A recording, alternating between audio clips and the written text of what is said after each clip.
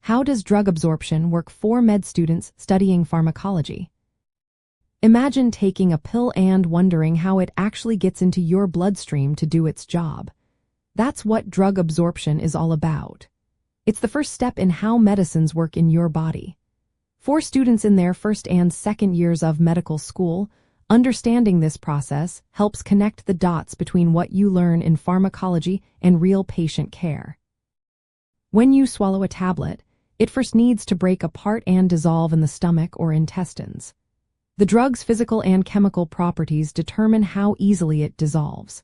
If it's lipophilic or fat-loving, it crosses cell membranes more easily.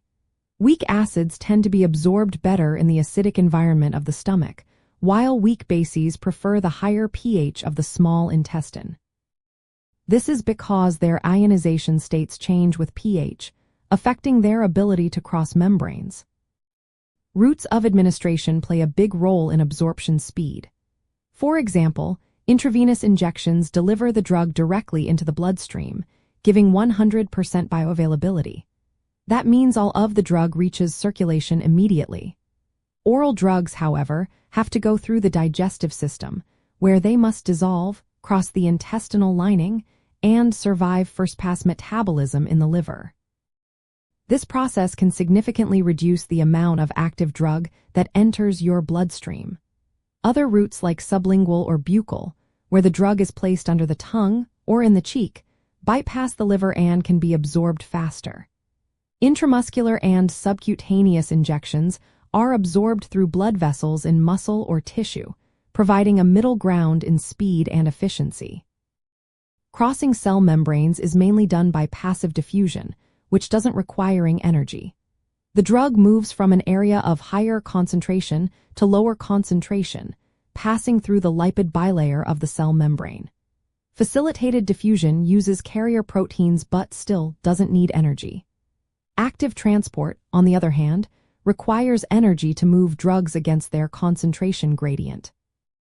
Some large molecules or particles are taken up by cells through pinocytosis, where the cell engulfs them in a small bubble. Several factors influence how well a drug is absorbed. The formulation matters a lot. Smaller particles dissolve faster, increasing absorption. The presence of food can slow down or speed up absorption depending on the drug. For example, some drugs are better absorbed on an empty stomach, while others need food to help dissolve. Blood flow to the absorption site also matters. More blood flow means faster absorption. Age and health conditions can change how quickly drugs are absorbed too. Bioavailability is the key concept here. It tells us what fraction of the drug actually reaches the bloodstream in an active form. Intravenous drugs have a bioavailability of 100% because they go straight into circulation. Oral drugs usually have less because some of the drug is lost during digestion or metabolized in the liver before reaching the blood. Understanding these basics helps you predict how different drugs behave in the body. It also guides you in choosing the right route and formulation for each patient. Whether it's knowing why a medication needs to be given by injection or why some drugs are better on an empty stomach, grasping drug absorption is fundamental for safe and effective prescribing.